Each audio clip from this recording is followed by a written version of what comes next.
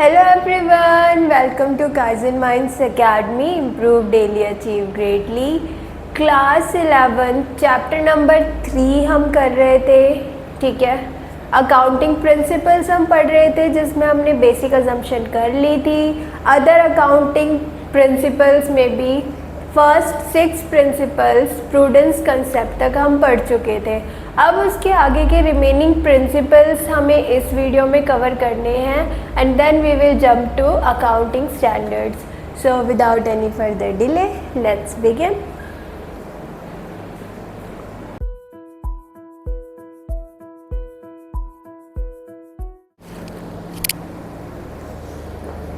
Okay, so पहला हमारा principle है कॉस्ट कंसेप्ट और हिस्टोरिकल कॉस्ट प्रिंसिपल। ये क्या कहता है बेटा कि कोई भी असेट आपने जिस कॉस्ट पर अक्वायर किया है, परचेज किया है, उसी कॉस्ट पर हम उसे बुक्स पे रिकॉर्ड करेंगे। अब ये जो कॉस्ट है इसमें क्या क्या आता है, ठीक है। तो कॉस्ट कंसेप्ट है historical cost principle says that every asset is recorded in the books at the cost it was acquired, means that is the cost of acquisition including the installation cost, the transportation cost,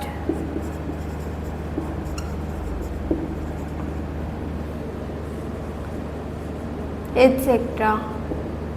Whatever cost you have incurred to make that asset useful is the cost of acquisition या cost of that asset, ठीक है। जैसे for example, अच्छा ठीक है, and depreciated over its useful life, ठीक है।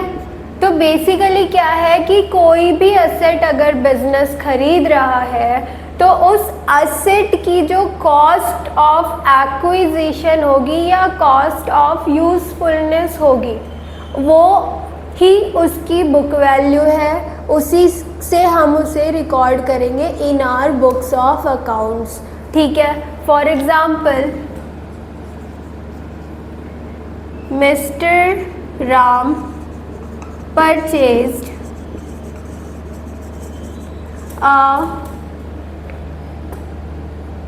an AC, ठीक है। मिस्टर राम ने AC खरीदा फॉर ऑफिस। नाउ एट ₹50,000, ठीक है। मिस्टर राम ने 50,000 का AC खरीदा। द ट्रांसपोर्टेशन या द फ्रेट चार्जेस, चलो ट्रांसपोर्टेशन ही लिख लो, transportation charges, the transportation and installation charges वर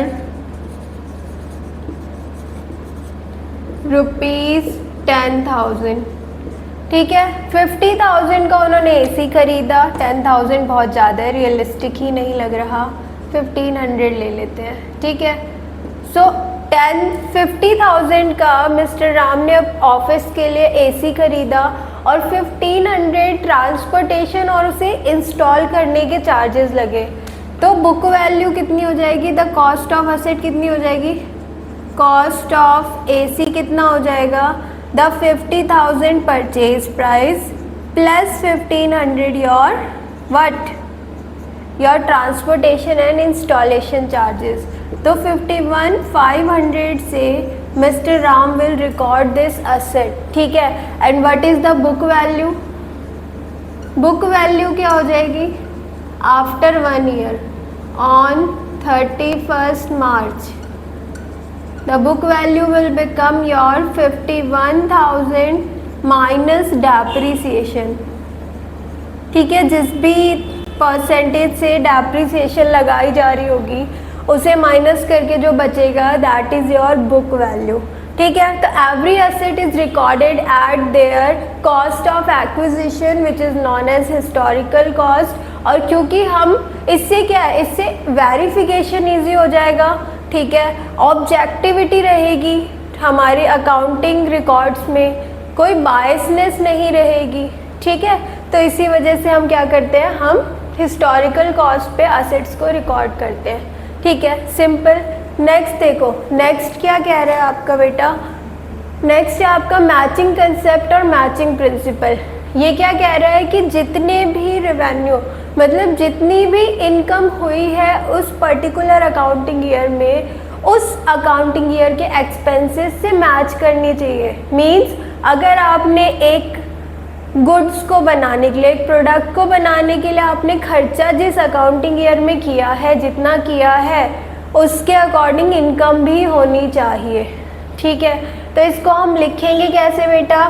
इसको लिखेंगे all the revenues, all the revenues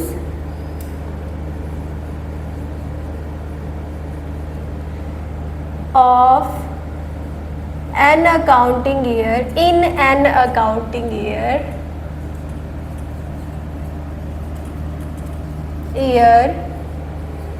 shall match all the expenses of that accounting year, ठीक है। वेदर सेटलमेंट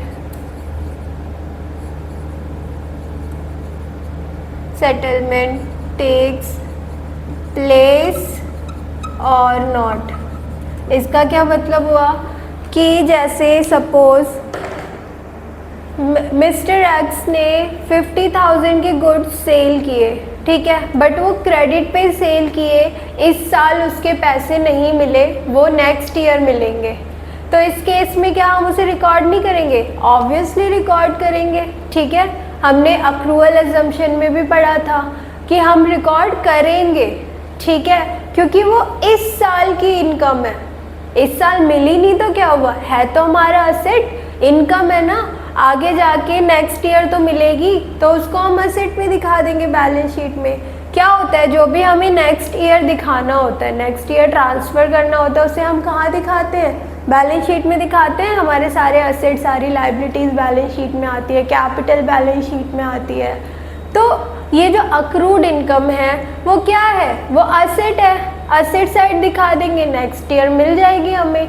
बट वो इनकम थी कब की? इस साल की ना, तो इस साल हमें उसे अपनी इनकम में, अपने रेवेन्यू में ऐड तो करना पड़ेगा ना।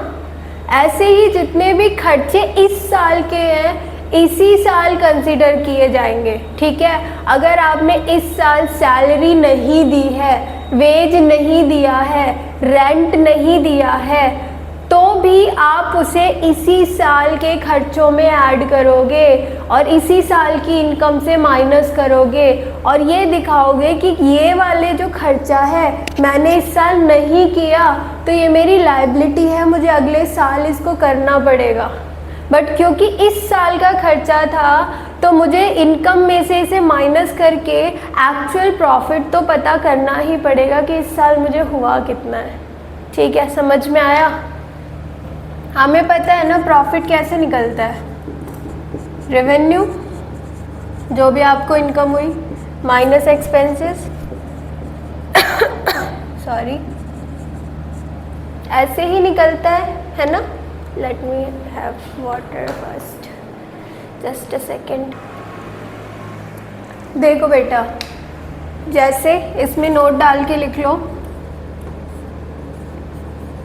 Adjustments are made for outstanding expenses,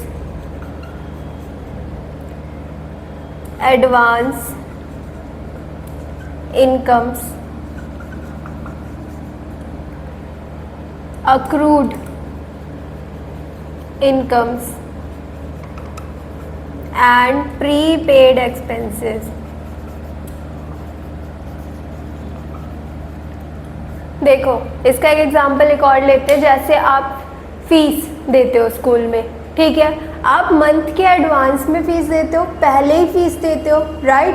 वो काम हुआ तो नहीं हुआ होता ना, आपको उस महीने की पढ़ाई अभी करनी है, टीचर को पढ़ाना है ही, स्कूल को अपना काम करना है ही, ठीक है, बट आपने फ़ीस एडवांस में दे दी, उस मंथ की तो नहीं थी ना, वो मंथ तो अभी शुरू ही हुआ है, ठीक है, तो वो हमारी कौन सी इनकम हो जाती है, वो एडवांस इनकम हो जाती है for the business, for the school. तो ये वाली चीज़ें हैं ना, इनकी एडजस्टमेंट करना बहुत ज़रूरी है ताकि हम प्रॉफिट इस साल का एक्यूरेट, ट्रू एंड फेयर निकाल सके, ठीक है। तो इसीलिए इस प्रिंसिपल का होना बहुत ज़रूरी है। समझ में आ गया? जैसे इसमें एग्जांपल ले लो, जैसे स्टॉक है, इसमें एक एग्जांपल ले लेते हैं। जैसे आपका स्टॉक है, लेफ्ट ओवर स्टॉक या रिमेनिंग स्टॉक है, जिसे हम क्लोजिंग स्टॉक बोलते हैं। क्या करते हैं बेटा इस क्लोजिंग स्टॉक का, हम इसको ट्रांसफ़र कर देते हैं नेक्स्ट ईयर के लिए, नेक्स्ट ईयर के लिए ट्रांसफ़र कर देते हैं। कहाँ कर देते हैं? बैलेंस शीट में दिखा देते हैं कि देखो इस साल ना इतना स्टॉक बिका नहीं, बेच नहीं पाए हम, इसे हम नेक्स्ट ईयर बेच देंगे। तो अब वो बिका ही इस साल नहीं है, तो उससे इनकम भी इस साल नहीं हुई, तो हम इस साल उसको कंसिडर क्यों करें, इसीलिए हम उसे बैलेंस शीट में दिखाते हैं ताकि नेक्स्ट ईयर ट्रांसफ़र कर दें, ठीक है। समझ में आ गए दोनों कंसेप्ट? नेक्स्ट देखते हैं। ओके, तो हमारा नेक्स्ट कंसेप्ट है डुअल एस्पेक्ट या डुअलिटी प्रिंसिपल। इसका मतलब क्या है? Every transaction has at least two effects, at least two effects. One is your debit, one is debit. अगर एक साइड डेबिट हो रही है then there must be credit also, ठीक है। मीन्स हर ट्रांजैक्शन के कम से कम दो इफ़ेक्ट होंगे, अगर एक डेबिट है तो दूसरा क्रेडिट होगा ही होगा। हमारा जो डबल एंट्री सिस्टम है ये पूरा टिका ही इसी कंसेप्ट पे है, तो ये चीज़ होनी ही होनी है। Means if there is debit in one account there must be credit in one और मोर अकाउंट।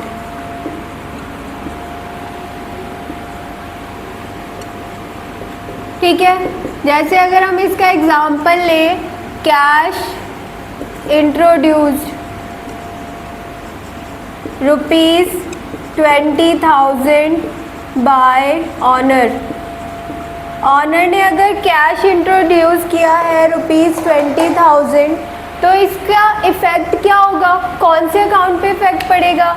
एक तो कैश अकाउंट पे इफ़ेक्ट पड़ेगा, दूसरा कहाँ पड़ेगा? दूसरा कैपिटल अकाउंट पे पड़ेगा, ठीक है। तो अब इसके लिए आपको रूल्स पता होने चाहिए जो चैप्टर नंबर 6 है। तो देखो, असेट जो होता है, कैश हमारा एक असेट है, असेट जब इंक्रीज़ होता है तो वो होता है बेटा डेबिट, ठीक है। और लायबिलिटी या कैपिटल इंक्रीज होता है तो वो होता है आपका क्रेडिट। ठीक है, तो अभी जब आप अकाउंटिंग इक्वेशन पढ़ोगे तो आप देखोगे कि अगर एक जगह कुछ प्लस हो रहा होगा तो दूसरी जगह माइनस हो रहा होगा, या दोनों साइड प्लस हो रहा होगा, मतलब आपकी वो इक्वेशन हमेशा इक्वल रहेगी, इक्वेट करेगी। रीज़न ही यही है कि हर ट्रांजैक्शन का एक डेबिट और एक क्रेडिट इफेक्ट कम से कम होता ही है। समझ में आ गया? उसके बाद देखो नेक्स्ट प्रिंसिपल है आपका रेवेन्यू रिकॉग्निशन।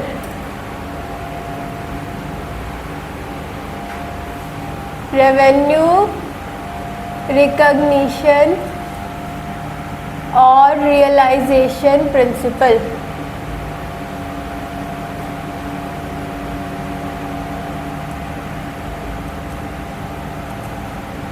अब देखो ये प्रिंसिपल क्या कहता है कि revenue is recognized when transaction is entered into. ठीक है, मीन्स जब भी ट्रांजैक्शन होगी a revenue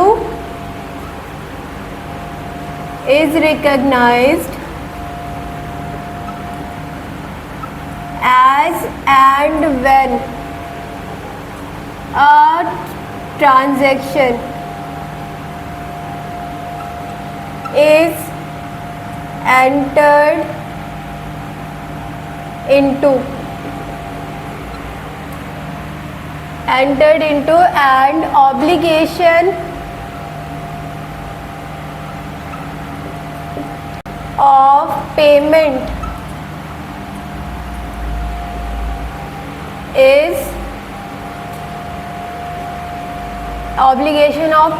is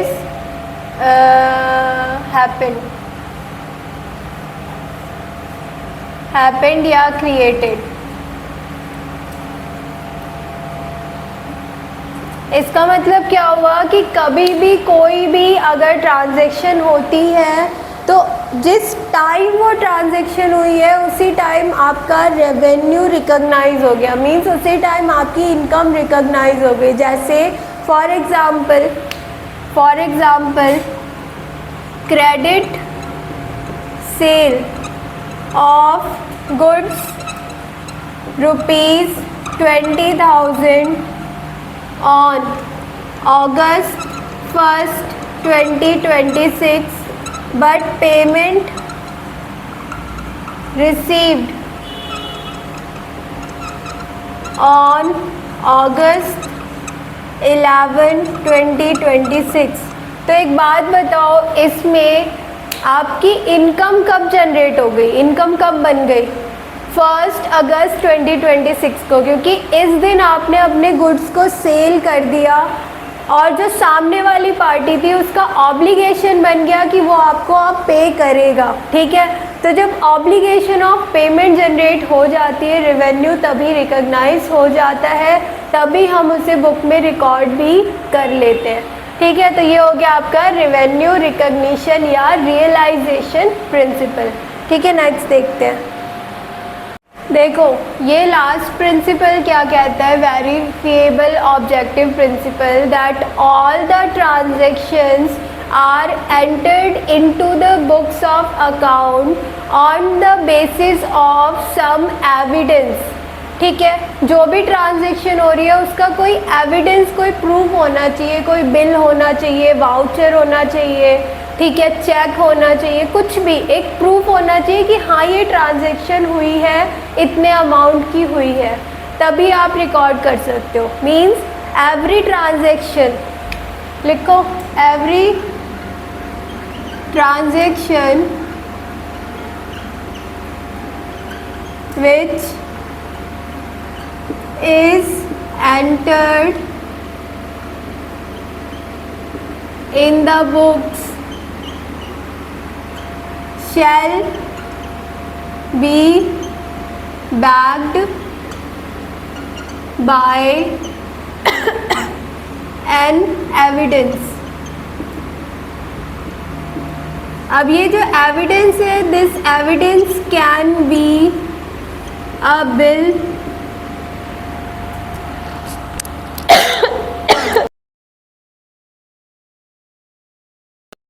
a bill a voucher, सब मेमो, कैश मेमो, ठीक है, क्रेडिट नोट, डेबिट नोट। अभी चैप्टर नंबर 7 में आप ये सारे सोर्स डॉक्यूमेंट्स पढ़ोगे, ठीक है।